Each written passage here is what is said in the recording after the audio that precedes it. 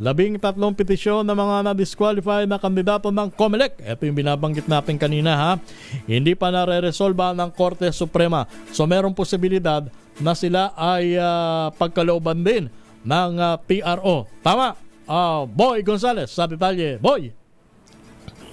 Nasa 13 pang petisyon ng kandidato na umili ng TRO o Temporary Restraining Order kaugnay sa 2025 election ang hindi pa nare-resolba ng Supreme Court. Ayon kay Supreme Court spokesperson Attorney Camille Ting, mula October 9, 2024 hanggang sa kasalukuyan, 25 petisyon mula sa mga diniskwalipika at dineclaran reasons candidate ng COMELEC ang humihiling ng TRO sa Supreme Court. 12 anya sa mga ito ang nalutas na kung saan binagbigyan ng hirit na TRO at ipinasasama sa balota ang kanilang pangalan habang ang 13 ay nakabinbin pa.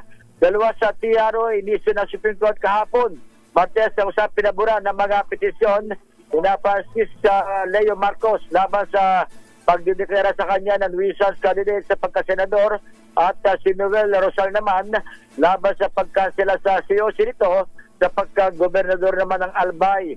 Sinabi ni Atty. Ting na kinokonsidera ng mga maestrado ang pagsimula ng ballot printing pero ang ilan sa mga petisyon ay December 2024 lamang inihain habang ang iba ay ngayon lamang Enero. Kaya kinakailangan din nila ng panahon para ma-resolve ito lahat at wala itong maibigay na timeline. Ito si Boy Gonzales para sa DCRS, una sa Pilipinas, una sa Pilipino.